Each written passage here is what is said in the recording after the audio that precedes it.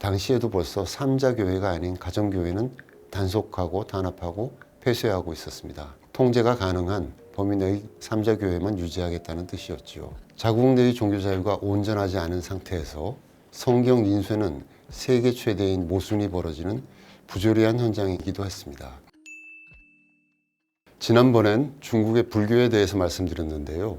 오늘은 중국의 기독교, 개신교에 대해서 말씀드릴까 합니다. 우선 몇 가지 풍경을 말씀드릴게요. 여러분은 세계에서 성경을 가장 많이 인쇄하는 곳이 어디일 것이라고 생각하시나요? 세계 최대의 성경 인쇄 공장은 중국에 있습니다. 중국 남경의 남경 애덕 인쇄 유한 공사입니다. 다소 의외이시죠? 저는 9년 전인 2016년 이곳을 방문했는데요. 각국어로 인쇄돼서 쏟아져 나오는 성경을 보면서 입이 딱 벌어졌습니다. 그동안에는 관심을 갖지 못했는데 이번에 이 글을 쓰면서 인공지능 챗 GPT에게 물어보았습니다. 세계 최대의 성경 인쇄 공장은 어디인지 알려달라고요. 그랬더니 여전히 이 회사가 세계 최대 성경 인쇄 공장이라고 답을 해주더군요. 지난 2016년 4월 중국 남경시의 남경 애덕 인쇄 유한 공사 로비 전광판에는 붉은색 숫자가 거의 1초에 하나씩 올라가고 있었습니다. 이 회사가 당시까지 인쇄한 성경의 숫자를 표시한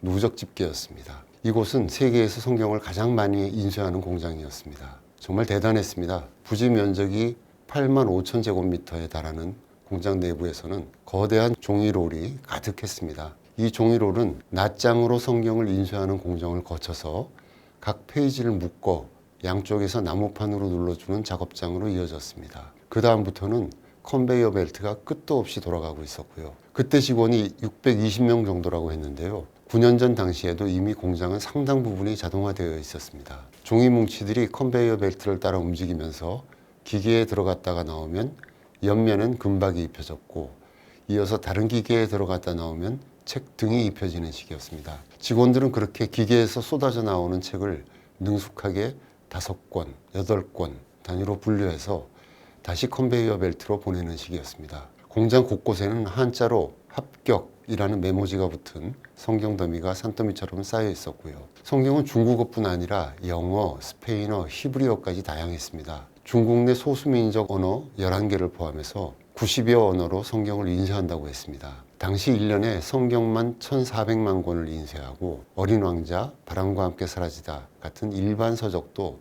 연간 600만 권을 인쇄한다고 했습니다. 이런 책들은 필름을 가져다가 여기서 인쇄를 대행하는 식이라고 했습니다. 이곳이 세계 최대의 성경 인쇄 공장이라는 점은 한편으로 아이러니한 일입니다. 중국은 아시다시피 종교 자유가 완전하지 않기 때문이죠. 자국 내의 종교 자유가 온전하지 않은 상태에서 성경 인쇄는 세계 최대인 모순이 벌어지는 부조리한 현장이기도 했습니다. 이 인쇄소가 문을 연 것은 중국의 개혁 개방 덕분이었습니다. 1980년대 이후 개혁 개방이 진행되며 중국 내 성경 수요가 늘었지만 중국 내에서는 성경을 인쇄할 노하우와 기술, 설비가 전혀 없었다고 하지요. 그래서 2012년에 별세한 딩광신 성공회 주교가 서구 개신교계에 도움을 청했다고 합니다. 성경 10만 권을 인쇄하려는데 종이 100톤이 필요하다고요. 당시 세계 성서공회 아시아 태평양 총무는 한국 출신 태국 선교사였던 최찬영 목사가 맡고 있었다고 합니다. 최 목사는 당시 750만 달러어치 기계와 종이 그리고 건축비를 지원하는데 발벗고 나섰다고 합니다.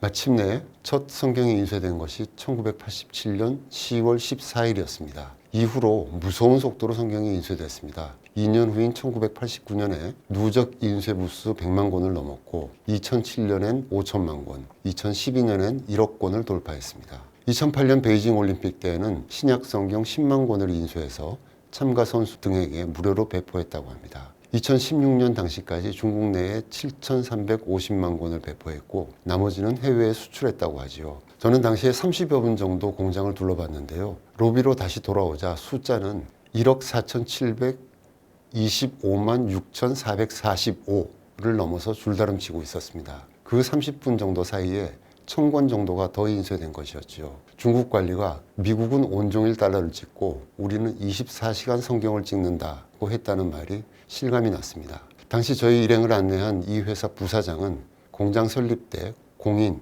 즉 노동자로 입사해서 30년을 근속하며 부사장 자리에 올랐다고 했습니다. 함께 성장해온 데 보람을 느낀다는 그에게 기독교 신자냐고 물었더니 얼굴이 빨개지더군요.